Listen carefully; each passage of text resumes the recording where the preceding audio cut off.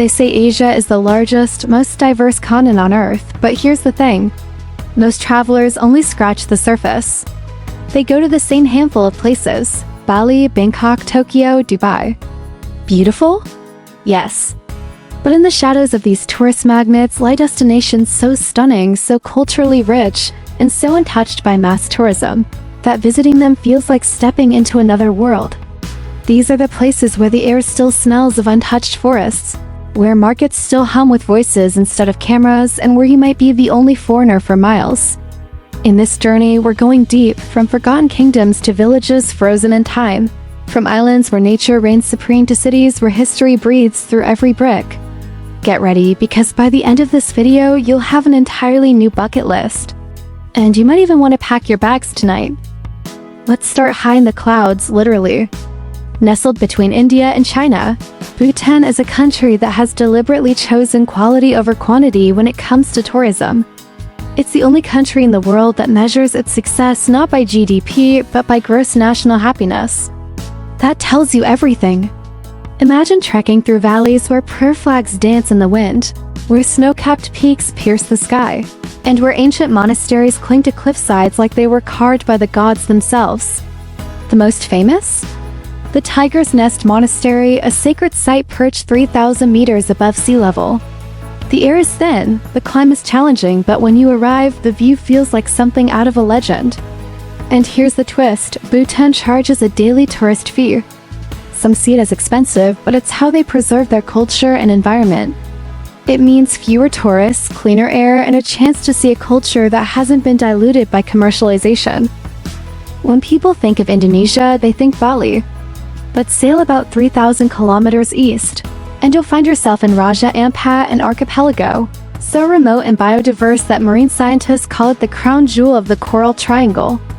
Over 1,500 islands, turquoise lagoons, and reefs teeming with over 1,000 species of fish. Diving here feels like slipping into another universe. Sea turtles gliding past you, manta rays with wingspans bigger than a car, and coral gardens so colorful they seem unreal. The locals, mostly from Papuan tribes, live simply, fishing and preserving the waters that have sustained them for centuries. The journey here isn't easy: multiple flights, boat rides, and patience, but that's exactly why it's still pristine. Laos is often overshadowed by its neighbors, Thailand and Vietnam. But Luang Prabang, a UNESCO World Heritage City, is like a living postcard. It's where French colonial architecture meets golden Buddhist temples, and where the slow Mekong River drifts by like time itself. Wake up before sunrise and you'll witness something magical: the morning alms ceremony. Hundreds of saffron-robed monks silently walk the streets as locals offer them food. No tourist gimmicks, no loudspeakers, just centuries-old traditions still alive today. Around the city, waterfalls like Huang Si cascade into turquoise pools, and the night market glows under lantern light. The pace here is unhurried, the smiles genuine. Now, let's go westward to Iran, to a city that looks like it belongs in an ancient epic: Yazd. A desert city made of sun-dried mud bricks. Its skyline is dotted with wind catchers, ancient Persian air conditioning towers that cool homes without electricity. Walking through Yazd feels like wandering through a labyrinth of narrow alleys, past blue-tiled mosques and spice-filled bazaars.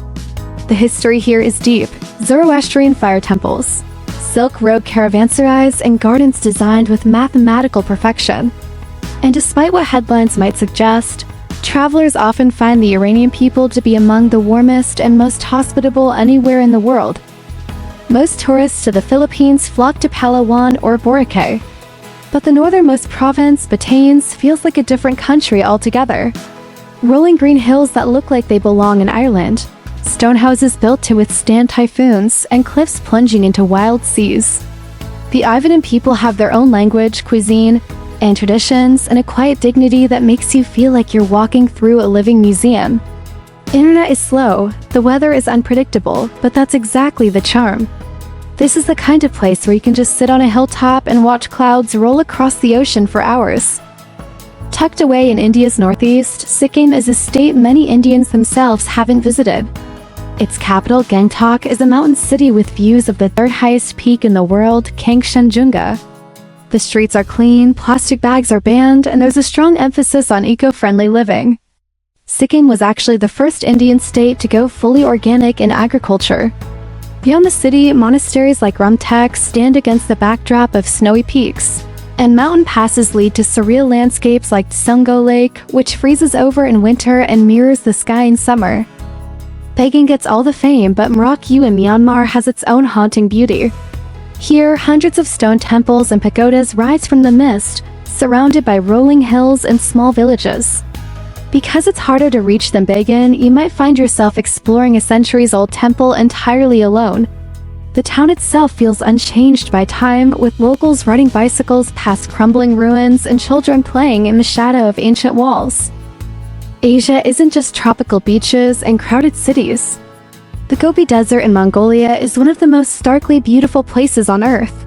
Endless horizons, towering sand dunes, ice-filled canyons, and flaming cliffs where dinosaur fossils have been found. This is nomad country where families live in gairs, moving with their herds, offering you salty milk tea when you arrive. At night, the sky explodes with stars, and you realize how small, yet how connected you are to this planet. Yes, Japan has Tokyo and Kyoto, but hidden in the Japanese Alps is Shirakawago, a village famous for its gassho-zukuri farmhouses, steep thatched roofs designed to withstand heavy snow. In winter, the whole place looks like a Christmas card brought to life. In summer, it's surrounded by green rice paddies. The best part? You can stay overnight in these centuries-old homes, sleeping on futons and listening to the creak of wooden beams as rain falls outside. While Palawan is no secret, most visitors crowd into El Nido's main beaches.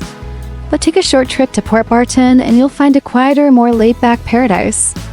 No big resorts, no loud bars, just fishing boats, hammocks, and sunsets set the whole ocean on fire. It's the kind of place where doing nothing is the main activity, and you start to understand why slowing down can feel like luxury. Asia is a continent of extremes, the highest mountains, the deepest jungles, the oldest civilizations, and the most futuristic cities. But sometimes the most unforgettable moments happen far away from the guidebooks, in places where the Wi-Fi is weak but the human connection is strong. Travel isn't just about ticking boxes or taking selfies at famous spots. It's about stories, smells, textures, and faces that stay with you long after you've returned home. So next time you plan a trip, look beyond the obvious. Because the world's greatest treasures are often hiding in plain sight, waiting for someone curious enough to find them.